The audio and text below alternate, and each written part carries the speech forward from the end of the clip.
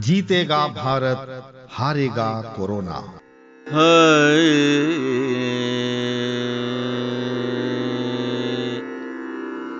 Corona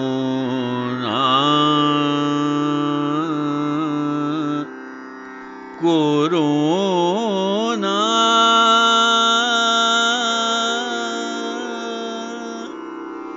corona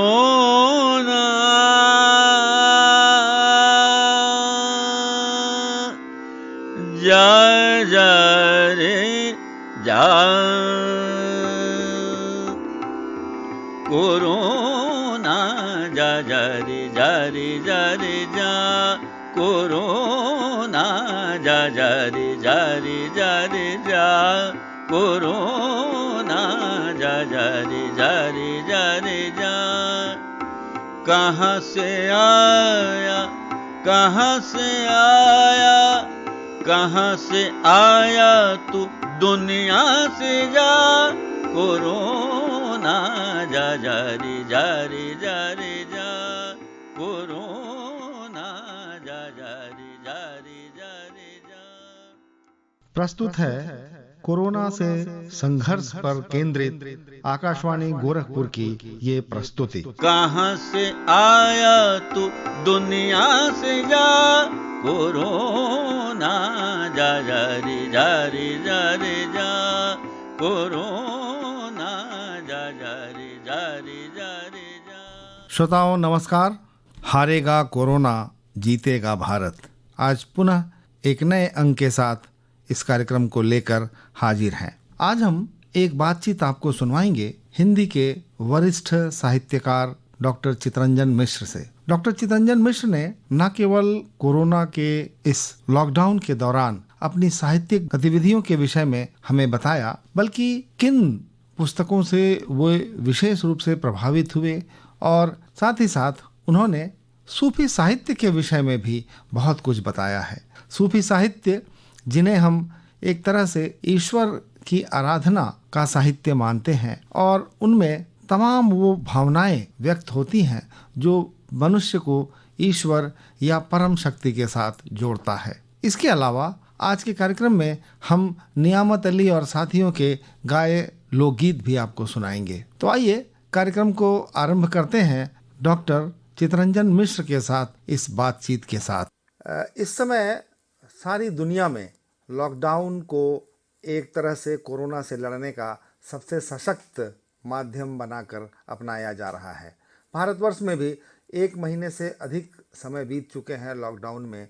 लोग अपने अपने घरों में हैं, अपने अपने घरों में अपने कार्यों को संपादित कर रहे हैं और किसी न किसी तरीके से अपने को व्यस्त रख रहे हैं।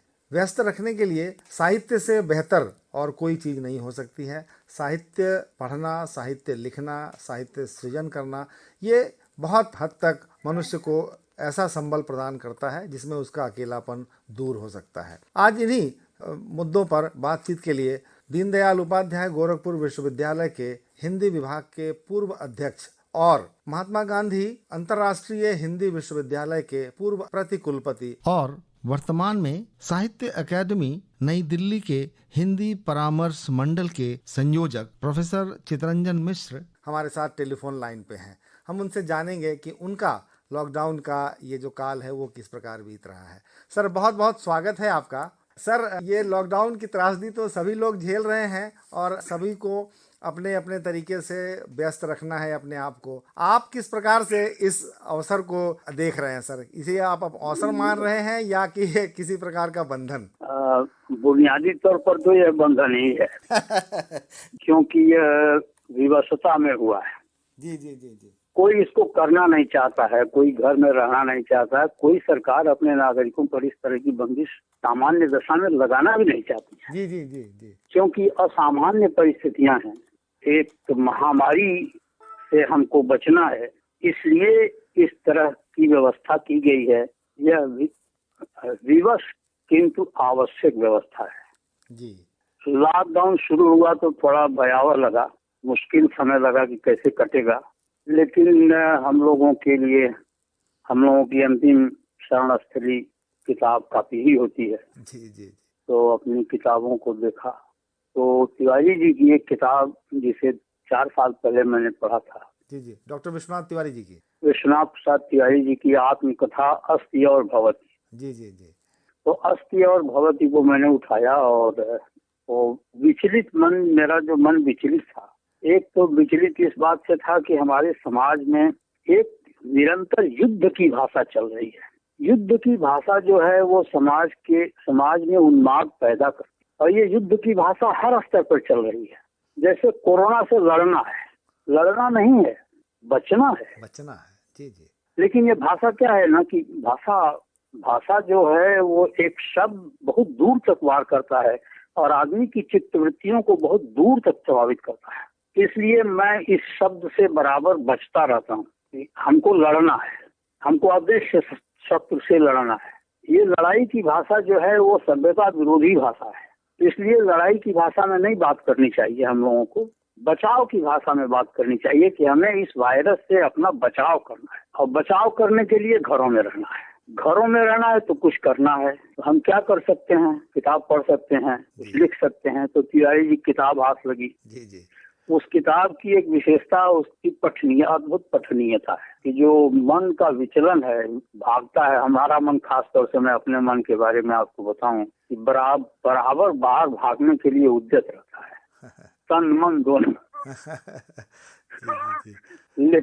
लेकिन इस आवश्यक व्यवस्था ने दोनों को ढकेल कर भीतर किया, घेर कर जिसे कहते हैं। जी जी जी। और घेर कर भीतर किया तो कुछ अच्छी किताबें पढ़ने का अवसर मिला, जिसमें अस्ति और भवति है, तिवारी जी की आत्मकथा, जो एक परिवार से एक तिवारी जी के जन्म से शुरू होती है, उनकी परिवार की कथा है।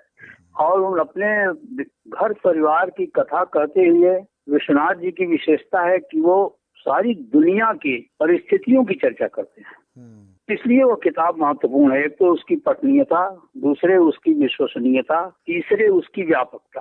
और अंतिम दिनों में, अंतिम समय, हमारे उस किताब के जो अंतिम 52 अध्याय हैं, वो 2 अध्याय तो जिसे उन्होंने अव्याकृत प्रश्न कहा है, वो तो साहित्य और समाज और दर्शन के बहुत ही गूढ़ रहस्यों के प्रश्न उठाने वाले हैं, उन पर विचार करने वाले हैं। तो उन्हीं पर विचार करते हुए तिवारी जी की एक बात, 2 बातें मुझे बहुत अच्छी लगी उस किताब की, मतलब जो मुझे अभी आपकी बातचीत करते हुए मेरी स्मृति में आ रही हैं। जी जी जी। कि किसी को भी अपने सत्य को अंतिम मानने का हक नहीं है, किसी को भी अपने सत्य को अंतिम सत्य मानने का हक नहीं है, क्योंकि दूसरे को भी अपना अंतिम सत्य पाना होता है। जो दर्शन और विचार की दुनिया में लगातार विचार आगे बढ़ते हैं, विचार रुकते नहीं है। जी जी। और जो अंतिम सत्य मान लेता है, इसका मतलब क्या, ये विचार यही रुक गया है। दूसरी बात, तिवारी जी ने एक बहुत अच्छी बात कही है, जो अपने समय समाज संदर्भ में बहुत जरूरी बात भी है, कि मनुष्य का जीवन कितना आधा अधूरा होता है कि इसे जीने के लिए किसी आदर्श, किसी दर्शन या किसी स्वप्न की जरूरत होती है। क्या बात है, क्या बात। बिना किसी आदर्श, स्वप्न या दर्शन के इस जीवन को जिया नहीं जा सकता है। तो यह जो 2 बातें हैं मुझे बहुत प्रभावित की। जी जी जी जी।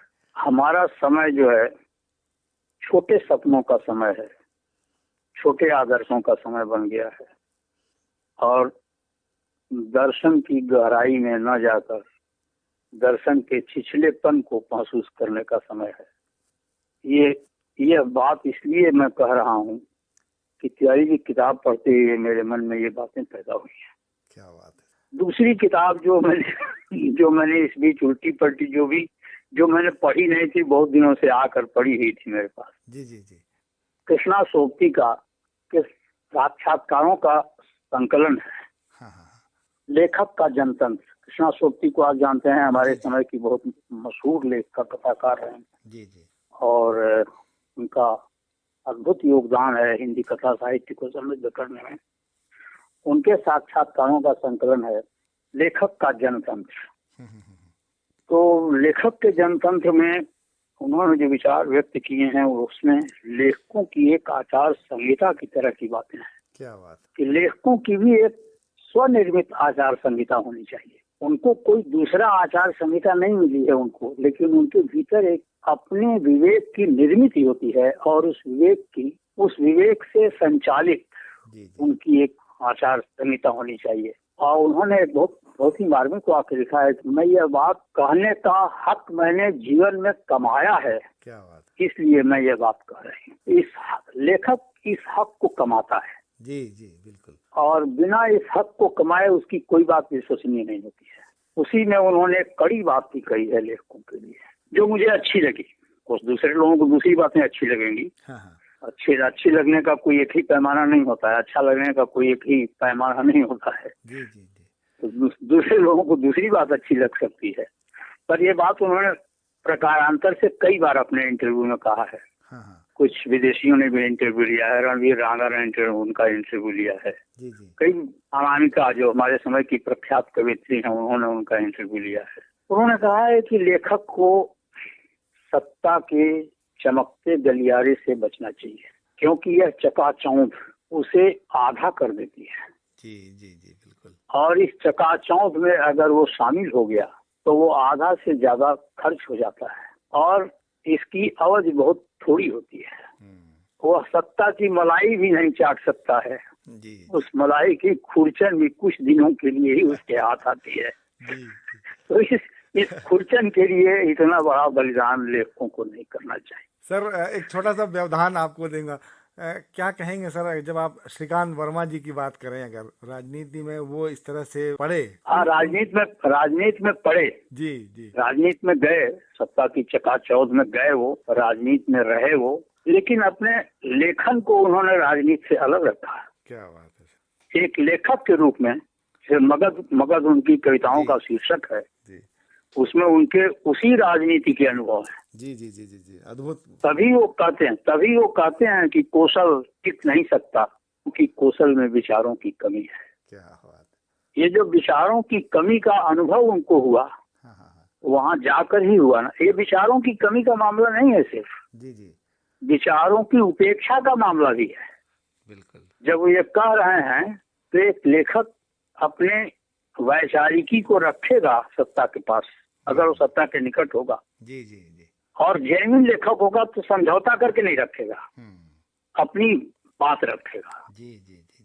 तो श्रीकांत जी का जिक्र इस मामले में अक्सर आता रहता है। जब ऐसी बातें होती हैं तो श्रीकांत का जिक्र आता है जी। पर श्रीकांत ने जिस तरह की कविताएं लिखी हैं, उन कविताओं से उनका यह रूप सामने आता है कि लेकिन उन्होंने राजनीति को किस तरह से तारा है।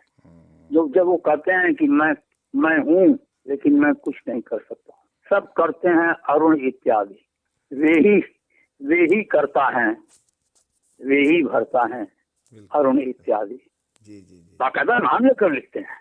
हाँ, ये एक बड़े लेखक की पहचान है। श्रीकांत वर्मा इसी अर्थ में सत्ता में जाने के बावजूद उनकी कविताओं में और उनके गद्य में, उनके विचारों में कहीं सत्ता की परछाई झांकती भी नहीं दिखाई देती है। जी जी। इसलिए लेखक को ये बड़ा लेखक कर सकता है। जी जी जी। और वही ऐसा ही लेखक अपनी आचार संहिता भी तय कर सकता है। हाँ, मझोले लेखक का लेखक नहीं कर सकता। जी जी जी। वो उसमें जाते ही विलीन हो जाएगा। चकाचौंध से चौंधिया जाएगा सर, उसकी आंखें चौंधिया। हाँ, वो चौंधिया जाएगा। जी। चौंधियाना जो है, हम लोग, मैं तो उस समय भी श्रीकांत जी से मिला हूँ जब वो सत्ता के शीर्ष पर थे। जी जी। और 4 सफदरजंग लेन में रहते थे। विश्वनाथ जी के साथ मैं दिल्ली गया था, श्रीकांत जी के तक गया था। 1-1.5 घंटे में श्रीकांत जी ने राजनीति की कोई बात नहीं की। आपको जानकर आश्चर्य होगा। हाँ, राजनीति की कोई बात नहीं की। जी जी जी। सिर्फ साहित्य की बात की। क्या बात है।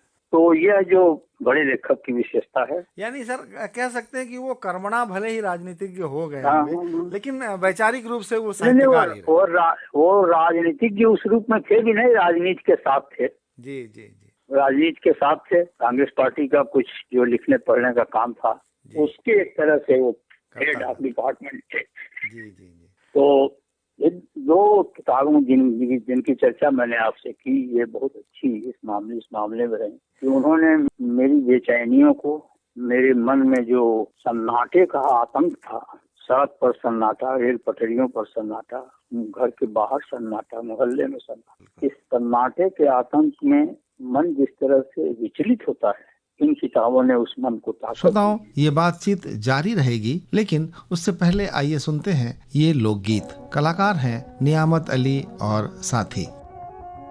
जमुना किनारे कान्हा बांसुरी बजाए राधा, पनिया भरन कैसे जाए राधा, पनिया भरन कैसे जाए राधा, पनिया भरन कैसे जाए राधा, पनिया भरन कैसे जाए राधा, पनिया भरन कैसे जाए। जमुना किनारे कान्हा बांसुरी बजाए राधा, पनिया भरन कैसे जाए राधा, पनिया भरन कैसे जाए राधा, पनिया भरन कैसे जाए।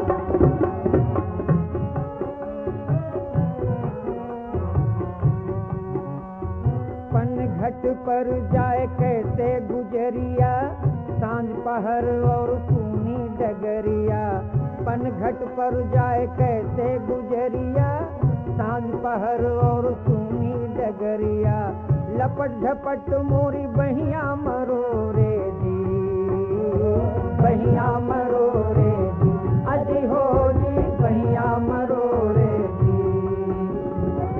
छूछ गगरिया लेके गोरिया, छूछ गगरिया लेके गोरिया, बार बार बिल खाए राधा, पनिया भरन कैसे जाए राधा, पनिया भरन कैसे जाए राधा, पनिया भरन कैसे जाए राधा, पनिया भरन जमुना किनारे कान्हा बांसुरी बजाए राधा, पनिया भरन कैसे जाए राधा, पनिया भरन कैसे जाए राधा, पनिया भरन कैसे जाए। पनघट पर जाए कैसे गुजरिया, सांझ पहर और सूनी डगरिया, पनघट पर जाए कैसे गुजरिया, सांझ पहर और सूनी डगरिया, लपट झपट मोरी बहिया मरोरे जी, बहिया मरोरे जी, अजी हो जी बहिया मरोरे जी। छूछ गगरिया लेके गोरिया, छूछ गगरिया लेके गुड़िया, बार बार बिल खाए राधा, पनिया भरन कैसे जाए राधा, पनिया भरन कैसे जाए राधा, पनिया भरन कैसे जाए राधा, पनिया भरन। एक न माने बात हमारी, मैं मर जाऊं लाज की मारी, एक न माने बात हमारी, मैं मर जाऊं लाज की मारी, छुप छुप के मोरी फोरे गगरिया जी, फोरे गगरिया जी, अजी हो जी फोरे गगरिया जी। लाज की मारी सोच न पाए, लाज की मारी सोच न पाए, ठाड़ ठाड़ पछताए राधा, पनिया भरन कैसे जाए राधा, पनिया भरन कैसे जाए राधा, पनिया भरन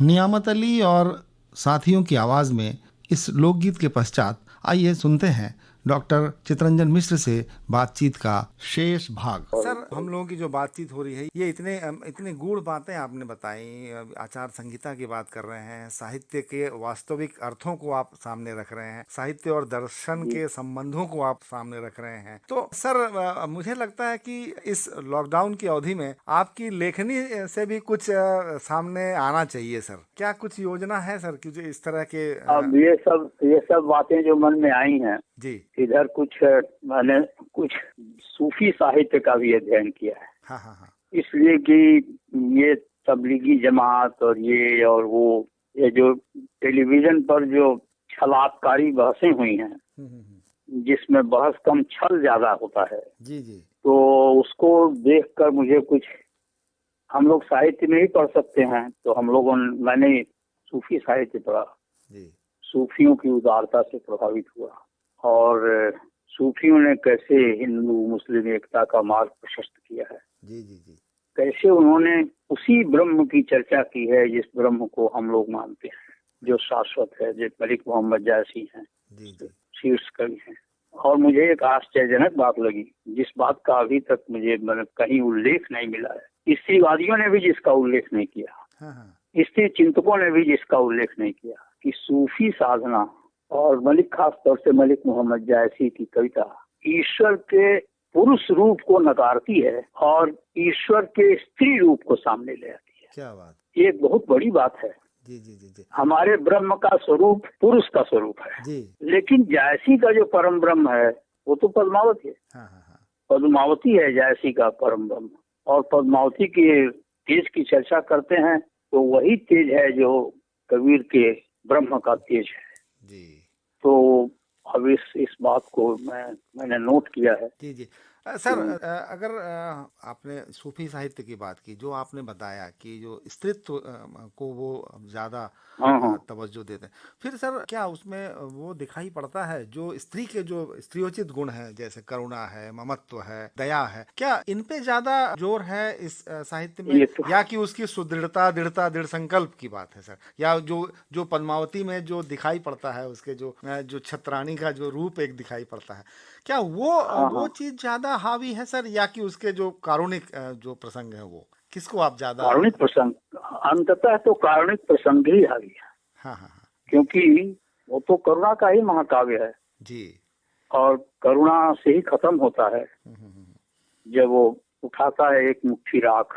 क्या बात, तो वो यही अंतिम पंक्ति है जी, कि ये पृथ्वी झूठी, राख एक मुट्ठी, और कहत कवि क्या है कि वो मुझे इस समय एकदम अचानक नहीं ध्यान में आती है, जिसमें ये कह रहे हैं कि वो ये सारी दुनिया खाक, पद्मावती भी खाक हो गई जलकर। हाँ हाँ, उस राख को उठाया और उठाकर उसने कहा कि ये संसार झूठा है, इस संसार सब कुछ निरर्थक है, झूठा है। जी, और मेरे लिए यही क्रांतिकारी है कि पहली बार एक कवि ने, एक मुसलमान कवि ने, एक स्त्री चरित्र को ब्रह्म के रूप में चित्रित किया। क्या बात, नहीं तो पुरुष ही ब्रह्म होता है हमारे यहाँ, हाँ हाँ हाँ हाँ, और स्त्री उसकी माया होती है, उसकी शक्ति होती है। लेकिन यहाँ पुरुष जो है वो जीव है। कबीर और सूफियों का प्रभाव हम लोग पढ़ाते हैं, लेकिन कबीर के यहाँ जीवात्मा जो है वो स्त्री है जी, और कबीर का ब्रह्म जो है वो पुरुष है, जी जी जी, राम है। जायसी ने इसको बिल्कुल उलट दिया है। जी, और ये बहुत मैंने ये किताब पहले भी मैंने पढ़ी थी, मेरा ध्यान इस तथ्य की ओर नहीं गया था, हाँ, और इस बात पर ध्यान इधर गया है जी जी जी, कि कैसे कोई बात जो है विशेष संदर्भ में बदल जाती है। तो सूफियों के संदर्भ में ये बात बदल गई ईश्वर की, क्योंकि सूफी तो करुणा का दर्शन है ना, सूफी सिद्धांत। जी जी, उनके यहाँ तो करुणा ही है, तसव्वुफ है, उनका दर्शन है, और वो करुणा का काव्य है। तो इस पे सर कुछ पढ़ने को मिलेगा, आपके लेखनी से कुछ सामने आने की उम्मीद है इस लॉकडाउन के खत्म होते होते? देखिए बिल्कुल सर, बिल्कुल, हम लोग की बहुत शुभकामनाएं आपके साथ हैं। चलते चलते सर, हमारे श्रोताओं से आप क्या कहेंगे, किस प्रकार से वो इस लॉकडाउन का सामना करें और अपने? और श्रोताओं से मैं यही कहूँगा कि वो युद्ध की भाषा से बचें। क्या बात, युद्ध की भाषा से बचें और अपना बचाव करें। बचाव के जितने रास्ते हैं, घर में रहना, शारीरिक दूरी बनाना, हाथ धोना, साफ सफाई रखना, सार्वजनिक जगहों पर कम से कम जाना। जब तक इस महामारी का प्रकोप है तब तक इनका पालन करना चाहिए।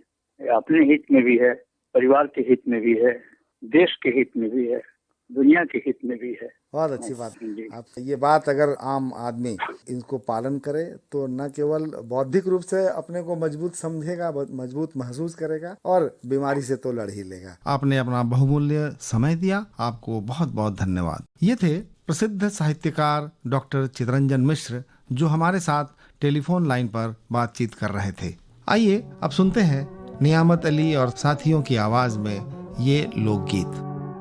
नयन दो हमरे तोहरी वो, नयन दो हमरे तोहरी वो, नयन दो हमरे तोहरी वो, नयन दो हमरे तोहरी वो, नयन दो हमरे तोहरी वो, नयन दो हमरे, नयन दो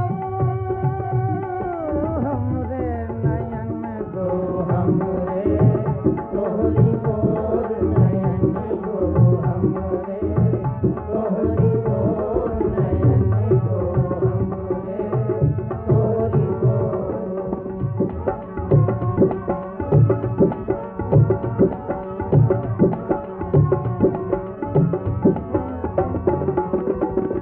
हम चितवत तुम चितवत नाही, हम चितवत तुम चितवत नाही, हम चितवत, हम चितवत तुम चितवत नाही हो, हम चितवत तुम चितवत नाही, ओ बालम चित चोर, नयन दो हमरे तोहरी ओर, नयन दो हमरे तोहरी ओर,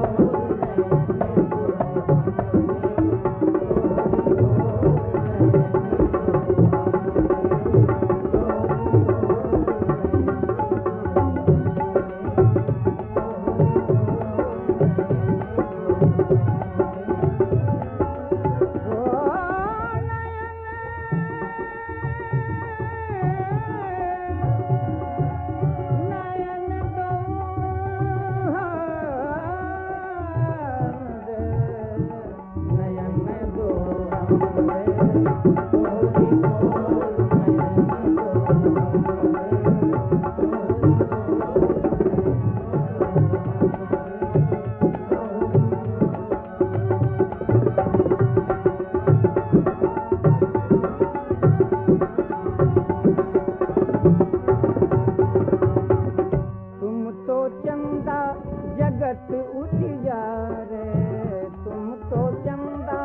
जगत उजियारे, तुम तो चंदा,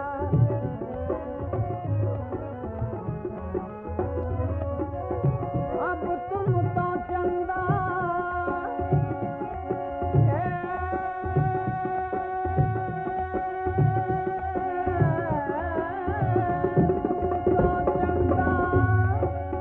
जगत उजियारे, जगत उजियारे, जगत उजियारे, तुम तो चंदा जगत उजियारे, मैं बन बैठी चकोर, नयन दो हमरे तोहरी ओर, नयन दो हमरे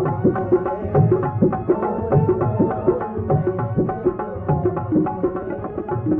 ओर,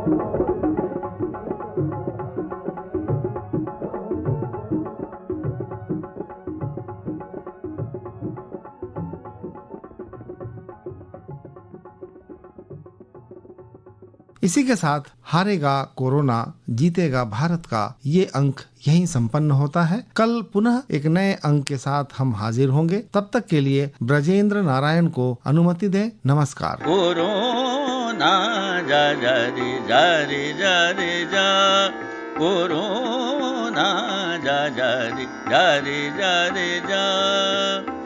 कहाँ से आया कहाँ से आया कहाँ से आया तू दुनिया से जा कोरोना जा जा रे जा रे जा रे जा कोरोना जा जा रे जा रे जा रे जा।